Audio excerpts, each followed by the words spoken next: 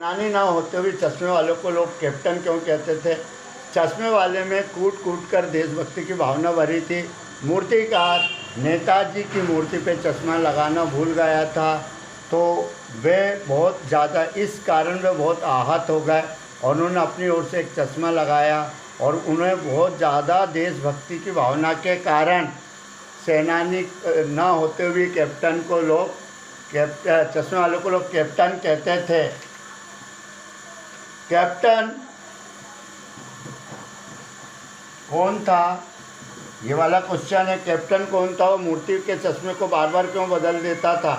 Captain एक चश्मे वाला था। वह परम नेताजी सुभाष चंद्र बोस का परम भक्त था। उनकी मूर्ति पर अपनी ओर से चश्मा लगा देता था। कोई चश्मा खरीदना आता था तो वह मूर्ति से चश्मा निकाल के उसे दे देता था और अन्य चश्मा लगा देता था। इसलिए कविता का शीर्षक उत्साह क्यों रखा है? बेचैन और अनमने लोगों में क्रांति का संचार करने के लिए इसका शीर्षक उत्साह रखा है। कवि बादलों से उत्साह का आह्वान करना चाहते हैं, लोगों के बेचैन मन को उत्साहित करना चाहते हैं। भगत की पुत्रवधू ने अकेला क्यों नहीं छोड़ना चाहती? भगत जो है घर गृहस्थी से दूर है, साधु स्वभाव के हैं और उनके सारा एकमात्र उनका बेटा शांत हो चुका। उनके पुत्रवधू उन्हें अकेला नहीं छोड़ सकती कि उनका खान पान दवा दारू की व्यवस्था कौन करेगा। नेक्स्ट क्वेश्चन है,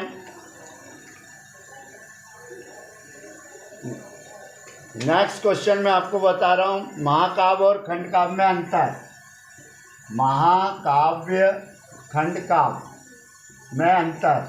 खंड काव्य महाकाव्य में नायक के जीवन के सभी पक्षों का वर्णन होता है, जबकि खंड काव्य में नायक के जीवन के किसी एक पक्ष का अंकन होता है।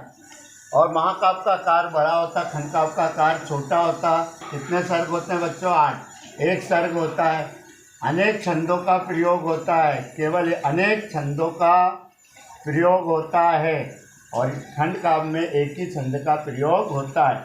रामचरितमानस महाकाव्य तुलसीदास जी ने लिखा है और जयद्रथवत मैथिली शरण गुप्त ने लिखा है, जो कि एक खंड काव्य है। कहानी और उपन्यास। कहानी मानव जीवन की किसी एक घटना का वर्णन होता है। उपन्यास मानव जीवन की समस्त घटनाओं का वर्णन होता है। कहानी का आकार छोटा होता है, उपन्यास का आकार बड़ा होता है। कहानी का आकार छोटा होता है जबकि उपन्यास का आकार बड़ा होता है। कहानी को पढ़ने में कम समय लगता है, उपन्यास को पढ़ने में ज़्यादा समय लगता है। कहानी। चलो नेक्स्ट, नाटक और एकांकी में अंतर।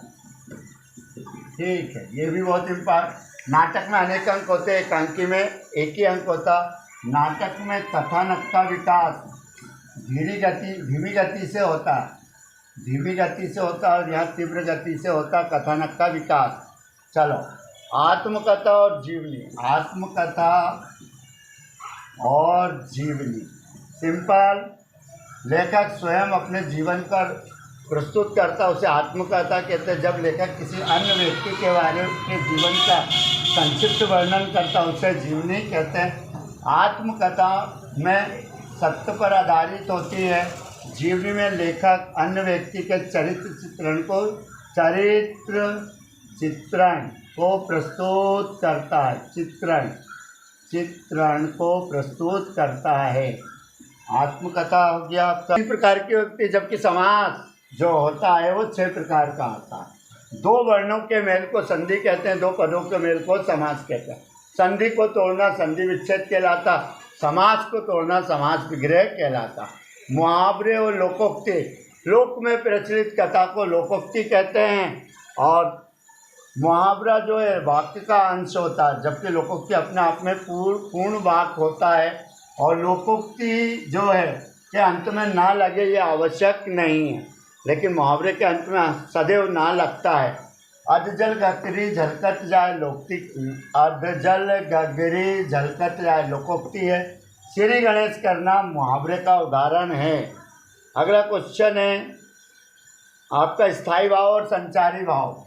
मानव हृदय के चित्त में सदैव रहने वाले भावों को स्थायी भाव कहते हैं। मानव हृदय के चित्त में पानी के बुलबुले के समान उत्पन्न और नष्ट होने वाले भावों को संचारी भाव कहते हैं। स्थायी भाव की संख्या 10 है, संचारी भाव 33 है। नेक्स्ट आपका विज्ञापन का अर्थ और इसकी दो विशेषता। तो विज्ञापन यानी विशेष, ज्ञापन यानी सूचना, विशेष सूचना देने वाले को हम विज्ञापन कहते हैं। विज्ञापन आकर्षित होना चाहिए, इसकी विशेषता है आकर्षित होना चाहिए। जिस वस्तु का विज्ञापन कर रहे हैं उस वस्तु को नाम बार बार आना चाहिए। विज्ञापन में एक स्लोगन जरूर लिखना चाहिए, स्लोगन का प्रयोग होना चाहिए। एक अच्छे विज्ञापन की विशेषता, और बहुत ही आकर्षक और कम शब्दों में लिखा जाना चाहिए।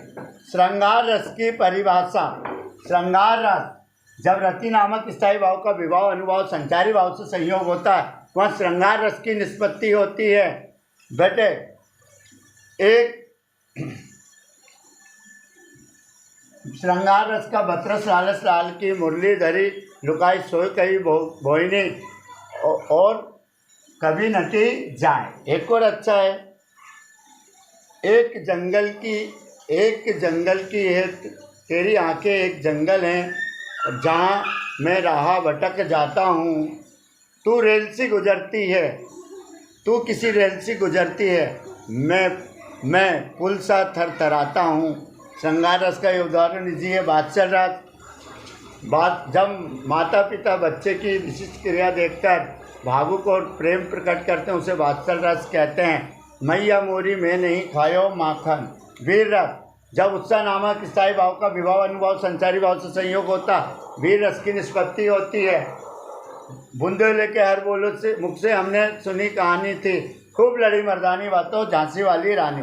रोध रस, जब क्रोध नामक स्थायी भाव का विभाव अनुभाव संचारी भाव से संयोग होता है तो रोध रस की निष्पत्ति होती है। श्री कृष्ण के सुनकर वचन अर्जुन क्रोध से जलने लगे, सब शोक अपना भूल कर करतल युगल मलने लगे। हास्य रस, जब हास्य नामक स्थायी भाव का विभाव अनुभाव संचारी भाव से संयोग होता है तो हास्य रस की निष्पत्ति होती है। यहाँ पर मैं महावीर हूँ, पापड़ को तोड़ सकता हूँ, वक्त आ जाए तो कागज़ को मोड़ सकता हूँ। एक और है सीता हरण सुनत हनुमाना, पकड़ी टैक्सी पहुँचे थाना। करुण रस का शोक होता है, शोक नामक स्थायी भाव का विभाव अनुभाव संचारी भाव से संयोग होता है, करुण रस की निष्पत्ति होती है। करुण रस का उदाहरण है, अब बच्ची ने अभी कुछ भी नहीं पाया था, क्रूर हाथों ने उसे अभी जलाया था। बच्ची ने कुछ भी नहीं पाया था, क्रूर हाथों ने उसे अभी जलाया था।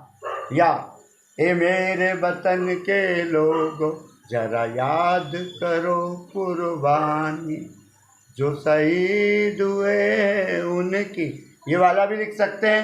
नेक्स्ट साहित्यिक जीवन परिचय आपको मन्नू भंडारी, यशपाल, स्वयं प्रकाश का करना है, ये बिल्कुल आएगा। और काव्यगत विशेषता सूरदास, सूर्यकांत त्रिपाठी निराला और जयशंकर प्रसाद, यही आना है बेटे जीवन परिचय में से। 3 कर लो, हो जाएगा आपका एग्जाम का काम। आगे अतिशयोक्ति अलंकार, अतिशयोक्ति अभी पेपर दिखा रहा हूँ, इसी से पेपर बनना बोर्ड का क्लास 10 MP बोर्ड। अतिशयोक्ति अलंकार, जब काव्य में किसी बात का बहुत बड़ा चढ़ाकर वर्णन करते हैं वहाँ अतिशयोक्ति अलंकार होती है। हनुमान की पूंछ में लगना पाई आग, लंका सारी जरी गए निशाचर भाग। अन्योक्ति अलंकार, अप्रस्तुत कथन द्वारा जब प्रस्तुत कथन का बोध होता है वहाँ पर अन्योक्ति अलंकार होता है ना। अप्रस्तुत कथन द्वारा प्रस्तुत कथन का बोध होता है, अन्योक्ति अलंकार कहते हैं। जैसे माली आवत देख कर कलियन करी पुकार, फूले फूले चुन लिए कली हमारी बात। मानवीकरण अलंकार, प्राकृतिक वस्तु से मानव की क्रिया का होने का बोध होता है वहाँ मानवीकरण अलंकार होता है। प्राकृतिक वस्तुओं से मानवीय क्रिया का बोध होता है वहाँ मानवीकरण अलंकार होता है। फूल हंसे कलियां मुस्कुराई, फूल हंसे कलियां मुस्कुराई। आपको अनुच्छेद लिखना, कोविड-19, स्वच्छ भारत, ऑनलाइन एजुकेशन और जल संरक्षण। और यहाँ पर मैं बता रहा हूँ मोहल्ले की साफ सफाई, ये तो आवेदन शुल्क मुक्ति और अंक सूची के द्वितीय प्रतीक मंगवाने हेतु। नेक्स्ट आपका है, पहला पेज आपका रह गया है। अलंकार किसे कहते हैं? काव्य की शोभा बढ़ाने वाले तत्वों को अलंकार कहते हैं। उद्धव की व्यवहार की तुलना किस किस से की गई? उद्धव के व्यवहार की तुलना बच्चों कमल के फूल से की गई, जो पानी में रहते हैं लेकिन उसमें पानी की एक भी बूंद नहीं ठहर पाती है, या तेल की घघरी से की है जिस पर पानी की एक भी बूंद का कोई प्रभाव नहीं पड़ता। उसी प्रकार उद्धव जी पर श्री कृष्ण के समीप रहते हुए भी उनका कोई प्रेम का प्रभाव उन पर नहीं पड़ा। लक्ष्मण योद्धा की दो विशेषता, वीर हैं, योद्धा हैं और उग्र विचारधारा, क्रोधित स्वभाव के हैं लक्ष्मण, और तर्क वितर्क में माहिर हैं। राम की विशेषता, राम मृदुभाषी है, कोमल है, विनम्र है, बड़ों का आदर करते हैं। गोपियों के अनुसार राजा का धर्म क्या है? गोपियों के अनुसार राजा का धर्म यह है कि वो प्रजा को ना सताए, और श्री कृष्ण तो हमें बहुत ज़्यादा सता रहे हैं, प्रजा को हमेशा सुखी रखें। रस की परिभाषा, काव्य को पढ़ने, सुनने और देखने से जो आनंद की अनुभूति होती है उसे रस कहते हैं। रस चार इसके अंग चार होते हैं, स्थायी भाव, संचारी भाव, विभाव, अनुभाव। यहाँ पर गोपियों ने उद्धव के योग संदेश की शिक्षा कैसे लोगों को देने की कही? गोपियों ने उद्धव को योग संदेश की शिक्षा उन लोगों को देने के लिए की है जिनका मन चंचल है, अस्थिर है। हमारा मन तो केवल श्री कृष्ण में डूबा है। आप उन लोगों को योग साधना की शिक्षा दीजिए।